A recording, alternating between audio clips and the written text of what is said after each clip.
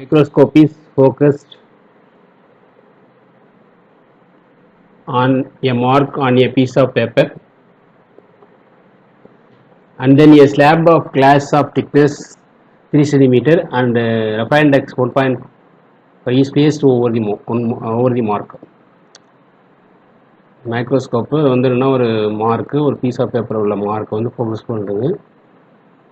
அது மாதிரி class slab thickness வந்து 3 சென்டிமீட்டர் கொடுத்துருக்காங்க, அதோட ரெஃபரன்ஸ் வந்து 1.5 கொடுத்துருக்காங்க.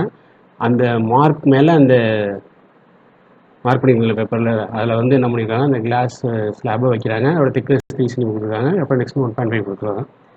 How should the microscope B move to get the mark in focus again? மறுபடியும் வந்து மைக்ரோஸ்கோப்பை எந்த அளவுக்கு நம்ம வந்து ஐபிஎஸ் மூவ் பண்ணால் அந்த மார்க்கை வந்து ஃபோக்கஸ் பண்ண முடியும் மறுபடியும் அப்படின்னு கேட்டிருக்காங்க.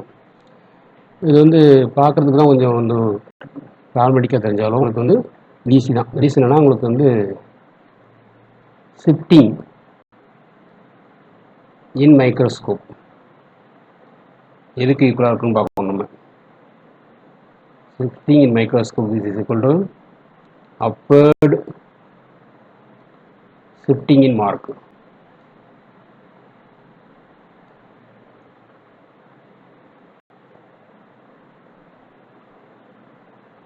So which is equal to t into 1 minus 1 by mu. Muங்கிறது ரெஃபரன்ஸ் இண்டெக்ஸ், சரியா? டீங்கிறது திக்னஸ். ஸோ திக்னஸ் கொடுத்துருக்காங்க, எல்லாமே வந்து சென்டிமீட்டரில் இருக்குது. எல்லா ஆப்ஷனும் 1 மீட்டர் மாத்திரம்னு அவசியம் இல்லை. ஸோ கிவன் டி வந்து 3 சென்டிமீட்டர், அதே மாதிரி 1 மைனஸ் 1 பை மியூ ஒன்று கொடுத்துருக்காங்க 1.5. ஸோ இன்டர்ஸ் ஆஃப் சென்டிமீட்டரில் வரும்.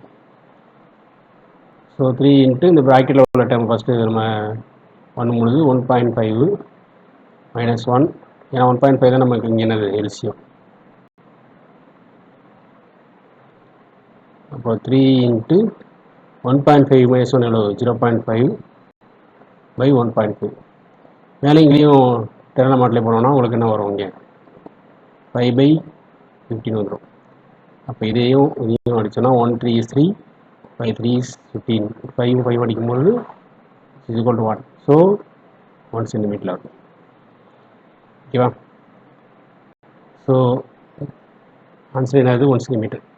அது என்ன 1 சென்டிமீட்டர் வந்து upward. So option A is